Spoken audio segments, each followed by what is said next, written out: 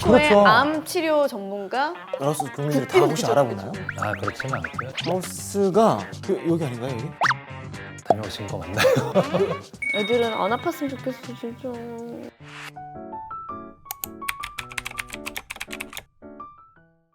범용과 상식 그 너머의 특별한 이야기를 전해드립니다. 안녕하세요. 범상치 않은 사람들의 박은영입니다. 유세윤입니다. 아 벌써 우리 세 번째 시간이 돌아왔습니다. 그렇습니다. 예, 첫 번째 우리 1화에서는 치매에 대해서 얘기를 했었고 네. 두 번째는 유방암. 네. 되게 범상치 않은 사람이 되신 것 같으세요? 네, 저는 이미 뭐 범상치 않은 사람이 된 것 같아요.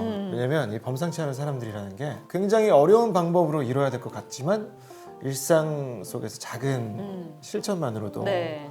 우리가 이룰 수 있다는 거를 이제야 깨달았죠. 그러니까. 네, 그런 의미에서 3화가 네. 궁금해집니다. 한번 맞춰보세요. 첫 번째는 치매였고 어? 두 번째는 약간 우리 또래에 좀 많이 걸릴 수 있는 3화는 어떨까요? 그러면 좀 연령이 조금 아래로 갈까요? 정답입니다. 어. 네, 흔히들 백혈병이라고 많이 알고 계시는 소아암에 대해서 오늘은 좀 배워볼까 합니다. 뭐 은영 씨도 그렇고 저도 그렇고 그렇죠. 그 부모 되는 분들은 다 이제 마음이 아픈 그런 병인 것 같아요. 오늘도 저희를 범상치 않은 사람들로 이끌어 주실 전문가를 모셨습니다. 소아암 전문의이신 이은상 선생님이십니다. 어서 오세요. 안녕하세요. 네, 안녕하세요. 제가 뉴스에서 봤는데요. 그 소아암 전문 의가 전국에 2022년 기준으로 67분이 계신다고 하더라고요. 아, 그거밖에 안 계세요? 네, 맞습니다. 생각보다는 적네요. 네, 아무래도 이제 소아 청소년과에 대한 기피 하는 현상들이 있고 또 그 중에서도 소아암이라는 치료를 하는 역할을 하는 의사가 굉장히 쉽지 않은 길이기 때문에 선생님께서는 어떻게 소아암을 전공하게 되셨나요? 네, 저도 뭐 전공의를 하면서 소아암을 보는 혈액종양은 하지 말아야겠다. 처음에는 이렇게 마음을 먹었었습니다. 그러던 중에 라오스라는 곳에 국립어린이병원에서 제가 3년 동안 의료봉사를 하게 되었었는데요. 의사 선생님이 환자를 한 명 잘 모르겠는데 봐달라. 그래서 한번 진찰을 하고 검사를 해보니까 백혈병이었더라고요. 백혈병이면 라오스에서는 어떻게 치료합니까? 이렇게 물어봤는데 모두 진단받고 집에 간다라고 얘기를 하시더라고요. 그냥 집에 간다고요? 굉장히 그 말을 듣고 충격적이었는데 알고 보니까 이 라오스 나라 안에는 이렇게 암을 보는 의사가 한 명도 없었고 뭐 의사가 없으니까 치료하는 뭐 약도 없고 어떤 병원이나 어떤 시스템이 전혀 없었던 거죠. 환자랑 그 환자의 보호자 얼굴을 봤는데 이 사람들 그냥 보낼 수가 없겠다. 마음이 들어서 그곳에 제가 일하는 동안에 항암 치료를 시작을 했고 알고 보니까 이제 그 항암 치료가 최초의 항암 치료였고요. 그 이후로 이제 라오스 전국에 소문이 나서 드디어 라오스에서도 암을 치료한다. 그 규모가 갑자기 커졌죠. 그래서 그렇게 일을 하다 보니까 저 역시도 이 분야가 굉장히 소중하고 귀중한 분야이구나. 그리고 저 역시도 힘들지만 굉장히 큰 보람을 느낄 수 있는 영역이구나 이렇게 생각이 돼서 돌아와서 저도 더 이 분야를 공부하고 지금 일하고 있는 병원에서 근무를 하고 있습니다. 라오스에서 최초로 그러니까요. 암 치료를 하셨다는 말씀이시잖아요. 그렇죠. 라오스 역사에 기록되는 거 아니에요? 최초의 그렇죠. 암 치료 전문가 이은상. 라오스 국민들이 다 혹시 그죠, 알아보나요? 꼭 그렇지는 않습니다. 암센터 이름이 이은상 센터라든가 뭐 그렇지는 않고요. 센터라고 하긴 너무 거창해 보여서 소아암 클리닉을 만들고 왔고요. 지금은 제가 없어도 소아암 치료를 잘 꾸준히 하고 있다고 들었습니다. 와 진짜 너무 달라 보여요. 너무 그쵸? 멋지십니다. 네네. 야. 자 그러면 이렇게 멋진 이은상 선생님과 함께 오늘의 본격적인 이야기 시작해 보도록 하겠습니다. 한국인의 사망 원인 1위가 무엇일까요? 뭐 어쨌든 암 아닐까요? 뭐 무슨 암인지는 잘 모르겠지만. 네, 맞습니다. 한국인의 사망 원인 1위는 바로 암입니다. 암은 고칠 수 있는 병이라고 많이들 생각하시는데 그래도 사망 원인이 그러네. 1위네요. 물론 이전에 비해서는 생존율이 많이 향상이 됐지만 그럼에도 불구하고 아직 많은 분들이 이렇게 좋은 결과를 얻지는 못하는 경우들도 있죠. 네. 최근 데이터를 보시면 알겠지만 2위, 3위, 4위, 5위에 원인들을 다 합쳐야 네. 겨우 암 환자 사망 수와 같을 정도로 현재 우리나라 국민의 사망 원인의 가장 중요한 부분이 암이라고 할 수가 있겠습니다. 성인에서만 중요한 것은 아니고 소아 영역에서도 이렇게 사망 원인 1위, 2위에 해당할 정도의 이 소아청소년 영역에서도 굉장히 중요한 질환이라고 할 수가 있겠습니다. 네. 그러면 구체적으로 성인암과 소아암의 차이가 있을 거잖아요. 네, 맞습니다. 네, 그렇다면 세윤님, 여기서 소아의 기준이란 몇 살까지일까요? 제 생각에는 0세에서 7세까지? 네, 일반적으로 출생하고 만 19세까지를 그래. 소아청소년이라고 하며 소아암은 소아에서 생기는 암, 즉 만 19세 미만 환자에서 생기는 암을 소아암이라고 일반적으로 하고 있습니다. 네. 그러면 연령 말고도 어떤 차이가 있는지 계속 알아보자면 네. 먼저 인체 장기를 구성하는 기본 단위를 세포라고 하는데요. 암이 기원하는 세포의 종류에서 큰 차이가 있습니다. 장기의 표면을 이루는 세포를 상피세포라고 하는데요. 많은 성인암이 이곳에서 기원합니다. 반면 소아암은 발달 과정에 있는 상태의 세포에서 기원하는 경우가 많습니다. 같은 간암이어도 성인의 간암과 소아의 간암은 전혀 다른 간암인 거죠. 아, 그렇구나. 발생할 수 있는 부위가 좀 다른 거군요. 네, 그렇죠. 다음으로는 환자 수의 차이입니다. 성인은 약 3명 중 1명이 암에 걸린다고 알려져 있습니다. 성별로 분류를 하면 남자 중에서는 40%, 여자 중에서는 30% 정도가 암에 걸린다고 알려져 있죠. 반면에 소아는 암이 발생할 수 있는 위험이 약 0.1%, 성인과 비교했을 때 매우 낮다고 볼 수가 있겠습니다. 사실 0.1%가 1%도 안 되는 확률이기 때문에 안심하기에는 또 그냥 내가 걸릴 수 있을 수도 있으니까 내 아이가 걸릴 수도 있고. 그리고 사실 우리 주변에 어르신분들 중에 암에 걸리신 어르신들은 흔히 보지만 이렇게 암에 걸린 소아를 보는 건 이렇게 흔한 일은 아니잖아요. 예, 하지만 분명히 소아 청소년 안에서도 암이 발생해서 이렇게 이에 대한 치료를 받고 있는 아이들도 있는 현실입니다. 그리고 연령에 따른 빈도에서도 차이가 있는데요. 성인은 노화가 진행됨에 따라서 암 발생 위험이 함께 증가하지만 소아 연령 중에서는 비교적 암 발생 위험률이 일정한 편입니다. 그리고 마지막이 중요한 포인트 중에 하나인데요. 조기 진단의 차이입니다. 그런데 궁금한 게 소아암은 왜 조기 진단이 제한적인 거죠? 사실 뭐 두 분 다 아이를 키우셔서 네. 잘 아시겠지만 어른들이랑 달리 아이들은 건강검진, 암검진 그렇죠. 이런 개념이 없죠. 그리고 말을 할 수 없거나 또 본인의 이제 어떤 증상을 표현하는 게 제한돼 있기 때문에 부모로서 이렇게 쉽게 알기는 어렵거든요. 그래서 조기 진단이 제한적일 수밖에 없고 많은 경우에 암이 많이 진행된 상태에서 병원을 방문하게 됩니다. 그리고 실제로 소아암 조기 발견을 위해 노력했던 사례들이 있기는 한데요. 그것도 생존율에 크게 영향을 주지는 않는다는 결론이 나온 바 있습니다. 좀 무섭기도 한데요. 네. 네. 그래도 다행인 게 소아암 진단율을 살펴보시면 우리나라 보이시나요? 네. 거의 80에서 100%네요. 그러네. 우리나라에서는 현재 대부분의 소아암 환자들을 진단할 수 있다고 보는데요. 그렇다면 이 지도에는 어떤 특징이 있을까요? 아프리카가 많이 취약하네요. 중앙아시아 쪽 경제 규모에 따라 조금 진단율이 낮다고 봐야 되나요? 어떻게? 그렇죠. 네. 그 뭐 라오스도 동남아시아의 최빈국 중에 하나였고 국가의 경제 수준에 따라서 이 암을 진단할 수 있는 능력이 크게 차이 나고 있습니다. 그래서 그렇게 사망을 하고 있는 현실입니다. 라오스 다녀오셨으니까 네네. 지도에서 딱 짚으실 수 있나요? 라오스가 여기 어디쯤이에요? 여기 아닌가요, 여기? 아, 네. 다녀오신 거 맞나요? 여기. 여기는 이제 캄보디아고요. 근처인데? 여기. 네, 맞습니다. 아, 여기죠? 네. 길쭉했던 기억이 납니다. 60에서 70%가 된다는 거는 이은상 선생님 덕분인 거잖아요. 그렇죠? 교수님이 라오스에 다녀오시기 전에는 진단율이 아예 제로였던 거잖아요. 뭐 아마도 그렇게 추정을 하고 있습니다. 저게 교수님 때문에 색깔이 바뀐 거예요? 그러니까 70%까지 올라온 상황인 거죠. 아, 일부러 자랑하려고 보여주시는 네, 제가 뭐 그것까지는 잘 알지 못하고요. 어쨌든 제로에서 그러니까요. 그 색깔을 바꾸신 분이니까. 네. 우리나라는 그래도 상대적으로 꽤 높은 편이라 어떻게 보면 좀 다행이기도 합니다. 네, 우리나라는 어떤 의료 수준도 굉장히 높고 진단을 받았는데 치료를 받지 못한다든지 그런 경우들은 이제는 거의 없지 않나 이렇게 생각을 하고 있습니다. 그렇다고 우리가 마냥 또 안심할 수는 없으니까 소아암의 종류와 증상은 어떤 것인지 조금 더 깊이 배워보도록 하겠습니다.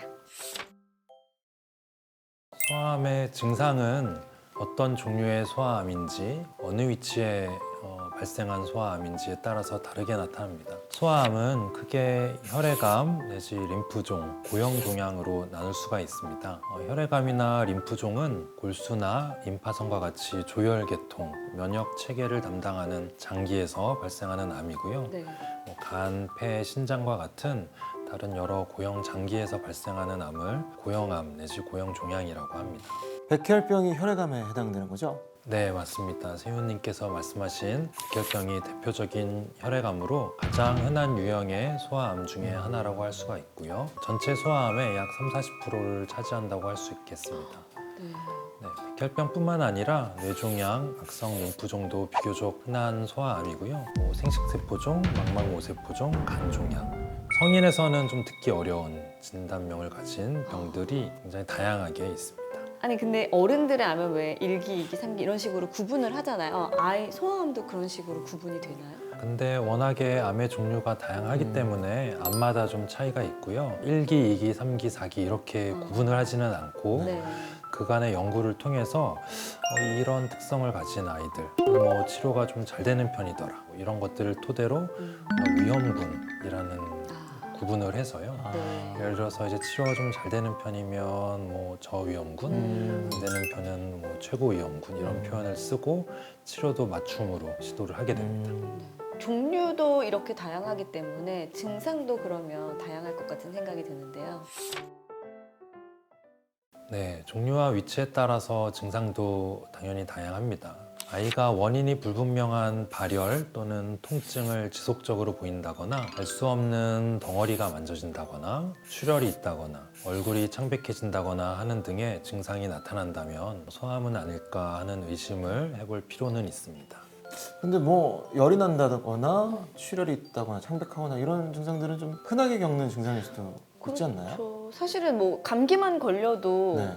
열이 오르기 때문에 발열 같은 걸로 혹시 소아암? 이렇게 진단하기 좀 어려울 것 같기도 하고요. 네, 맞습니다. 때문에 초기에는 다른 흔한 질환과 구분이 쉽지는 않은데요. 이런 증상들이 심각하거나 장기 시간 지속될 때 저희에게 의뢰가 되게 됩니다. 계속 지속이 될 때는 조금 더 깊이 관찰해 볼 필요가 있는 거군요. 그렇죠. 야, 그렇다면 이제 어른들은 왜 뭐 환경적인 요인일 수도 있다, 생활 습관 때문이다, 어떤 암이 생기는 원인 같은 걸 밝혀내기도 하잖아요. 소아암은 왜 발생되는 거죠?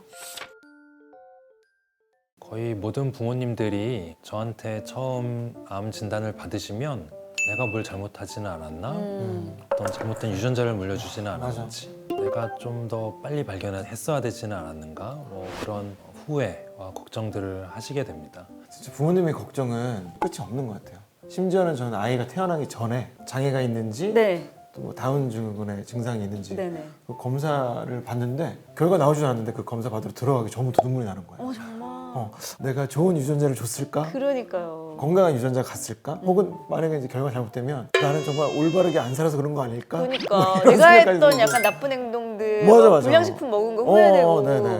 네, 사실 그 암 발생과 직접적으로 연관된 유전자를 부모로부터 물려받거나 아니면 환자의 엄마가 뭔가를 잘못해서 네. 이렇게 암이 발생하는 경우는 아주 극히 드물다고 생각을 하고 있고요. 그럼 도대체 왜 생기는 거예요? 소아암의 원인은 아직 정확히 밝혀지지는 않았는데요. 유전적 또는 환경적 요인들이 복합적으로 암 발생에 관여를 하고 있지 않을까 막연히 이해하고는 있습니다. 네. 근데 아까 전에 유전적 요인이 없다고 말씀하셨는데 그러니까. 일반인이 생각하는 유전적 요인이라는 거는 어머니나 아버지한테 물려받는 그렇죠. 것을 말하는데 의사들이 생각하는 유전자라는 거는 건물의 설계도 같은 거죠. 그 설계도가 꼭 엄마 아빠한테서 물려받는 과정이 아니더라도 그 외에 여러 절차에 오류가 난다든지 암 발생과 관계된 유전자들이 이제 축적이 되는 경우들이 있고요. 전체 소아암에서 유전적 요인이 차지하는 비중이 아주 높다고 생각하고 있지는 않습니다. 진짜 혹시라도 이런 일이 발생했을 때 나 때문인가라고 우리 부모님들께서 너무 자책하지 않으셨으면 좋겠어요. 예. 야, 아니 근데 원인이라고 직접 표현을 안 하고 위험 인자라고 표현을 하셨네요. 네, 맞습니다. 원인이라고 하면 A 때문에 B가 발생했다. 네. 이렇게 이야기를 해야 되는데 암은 어떤 뚜렷한 하나의 원인이 있는 것은 아니기 때문에 위험인자라는 표현을 많이 사용하고 있습니다. 예. 자, 그렇다면 이제 소아암의 치료에 대해서 한번 알아보도록 하겠습니다. 소아암은 충분히 완치할 수 있는 병이라고 생각을 하고 그래요? 지금 보여주시는 생존율 그래프를 보시면 네. 과거에 비해서도 점차 생존율이 향상이 되고 있는 것을 진짜 점점 높아지네요. 지금은 80% 이상이네요. 떨어진 적은 한 번도 없고. 네. 이렇게 꾸준히 생존율이 증가하고 있고 소아암의 치료 목표는 완치입니다. 암 환자의 수명을 몇 개월 늘려주는 약이 나왔다라고 하면 어르신들한테는 뭐 큰 의미가 있을 수 있겠지만 2살 된 아이가 네. 이 약을 쓰면 몇 달 더 살 수 있다 하는 것은 큰 의미를 가지지는 않죠. 그래서 아이들을 이전과 같은 건강한 삶으로 돌려주고 또 이전과 같이 건강하게 100세까지 살게 하는 게 목표입니다. 생명 연장이 아니라 이제 다시 그냥 건강한 삶으로 돌아가는 걸 목표로 하는 거군요. 그렇죠. 그런 의미에서 소아암 치료는 성인암의 치료와 구분되는 몇 가지 것들이 있습니다. 네. 일반적으로 어린 아이들이 오히려 성인들보다 항암제를 상대적으로 더 잘 견딘다는 특징이 있고요. 때문에 항암제 용량도 더 많이 쓰고 다양한 항암제를 함께 복합적으로 사용하는 경향이 있습니다. 항암제를 아이들이 더 잘 견디는군요. 네, 그렇습니다. 왜 보통은 항암제 치료와 방사선 치료도 같이 이루어지잖아요. 아이들에게는 방사선 치료는 좀 안 하는 편인가요? 방사선 치료도 소아암 치료에서 매우 중요한 치료 중에 하나입니다. 네. 다만 어떤 후유증이 분명히 존재하고요. 그것이 성인에 비해서 더 크게 나타날 수가 있죠. 만일 할 수 있다면 방사선 치료를 최대한 줄이거나 아니면 다른 치료로 대처하려는 노력들을 많이 하고 있습니다. 저는 그 부분도 궁금해요. 소아들일수록 치료에 이제 견디는 능력이 그래도 성인보다는 더 잘 견딘다라고 하셨는데 반대로 그 암 세포도 더 튼튼하죠. 강하고 세고 그러진 않나. 그렇다면 사실 소아암 생존율이 성인보다 더 나빴겠죠. 그렇지 근데 않군요. 아까 성인암과 소아암의 차이를 이렇게 설명을 드렸듯이 간에 생기면 똑같이 간암이라고 부르지만 전혀 다른 암이고요. 전반적으로 보았을 때 성인암에 비해서 소아암이 치료에 대한 반응이 좋은 편이다라고 우리가 이해를 하고 있습니다. 성장기 아이들의 모든 것들을 고려해야 되기 때문에 복합적으로 항암 치료를 할 수 있다는 것에 좀 다행이기도 하고요. 아주 특별한 치료도 같이 하고 계시다고요? 네, 저는 소아청소년 완화 의료팀이라는 곳에서도 활동하고 있는데요. 네. 치료라는 표현보다는 뭐 다양한 측면에서 도와주기 위한 활동들을 하고 있습니다. 다양한 중증 질환으로부터 고통을 받고 있는 소아청소년 환자 그리고 그들의 가족들에게 신체적, 심리적, 사회적 등 다방면의 도움을 드리는 팀입니다. 네.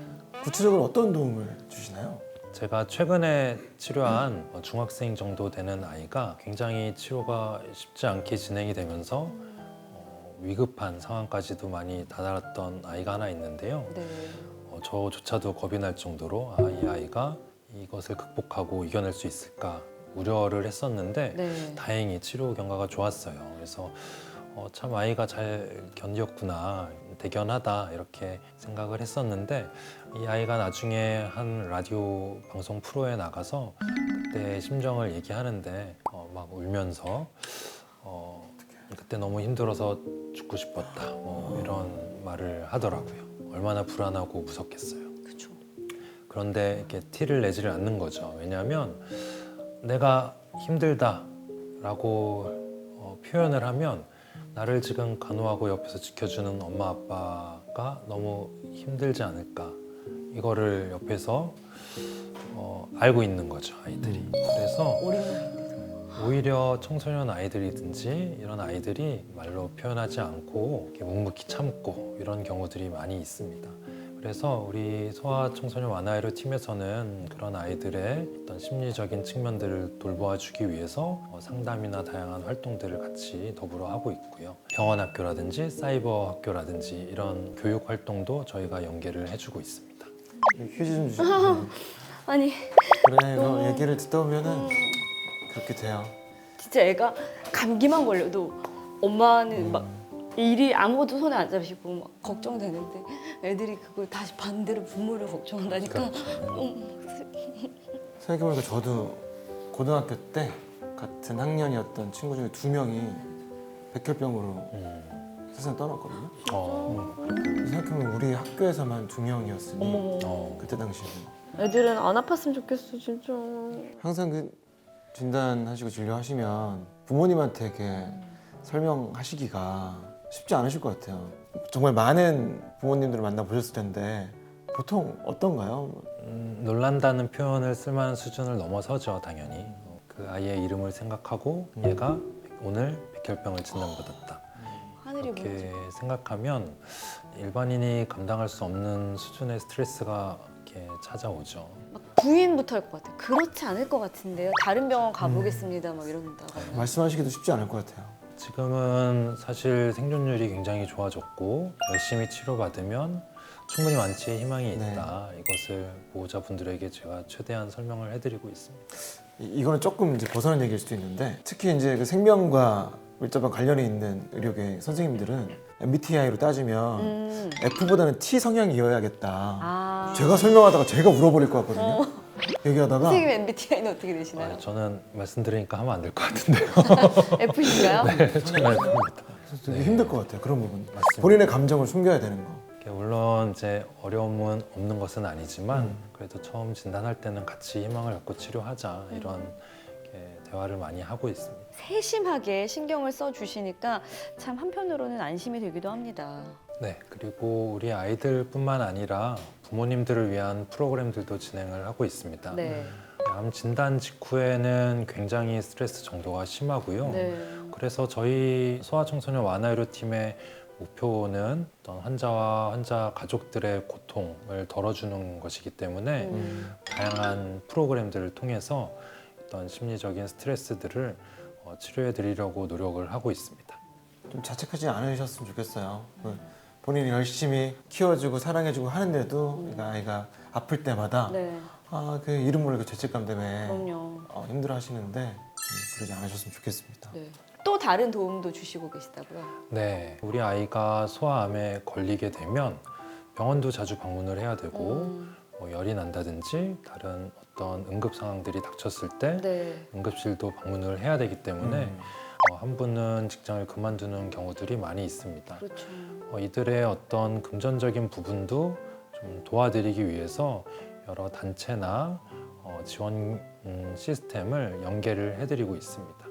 정말 선생님이랑 얘기를 나누면 나눠볼수록 선생님이 더 크게 네. 느껴지십니다. 정말 좋은 일을 많이 하고 계시고 정말 멋진 업적을 많이 이루신 선생님이라는 걸 다시 한번 깨닫습니다. 자, 오늘 이렇게 이은상 선생님 모시고 소아암에 대해서 얘기를 나눠봤는데요. 우리 시청해주시는 분들께 마지막으로 해주고 싶으신 말씀이 있다고요. 네, 저는 늘 병원에서만 환자와 보호자들을 보는데요. 보면 항상 이게 어딘지 모르게 걱정스러움이 항상 있고 네. 자책하시기도 하고 그렇게 어려움을 가지고 계십니다. 근데 제가 바라는 것과 환자의 부모님들이 바라는 것이 결코 다르지가 않습니다. 우리 모두 이 아이가 진단되기 전에 이 건강한 모습 그 전처럼 다시 돌아가게 해드리는 것 그게 제가 하는 역할이고 또 보호자분들이 이게 원하시는 것들이고 희망하시는 것들이기 때문에 함께 이렇게 서로 신뢰하면서 치료를 열심히 해나가는 것이 중요하다고 생각을 하고요. 우리 은영님, 세윤님도 소아암 환우와 보호자분들을 많이 응원해 주시기를 부탁드립니다. 네, 저희도 늘 응원하겠습니다. 정말 우리 환자분들도 보호자분들도 선생님을 믿고 열심히 따르면 행복한 미소를 지을 수 있는 날이 올 수 있을 거라 믿고 저희도 응원하겠습니다. 네, 여러분 감사드립니다. 감사합니다. 감사합니다. 자, 오늘 범상치 않은 사람들 마지막 회예요 벌써. 그렇습니다. 네, 꽤 오랜 시간 해온 것 같은 기분이 맞아요. 들거든요. 네. 근데 벌써 이렇게 끝나버렸습니다. 사실 많은 걸 배웠어요. 네. 요즘 뭐 평균 수명이 늘었다고 하지만 사실 건강하게 우리가 생을 즐기다가 또 마감하는 것도 중요하기 때문에 많은 분들께서 이 영상들을 보시면서 다 같이 범상치 않은 사람들이 되지 않았을까라는 기대를 해봅니다. 자, 범용과 상식 그 너머의 이야기를 그동안 전해드렸습니다. 범상치 않은 사람들, 저희가 준비한 이야기는 여기까지입니다. 그동안 시청해주신 여러분 진심으로 감사드립니다.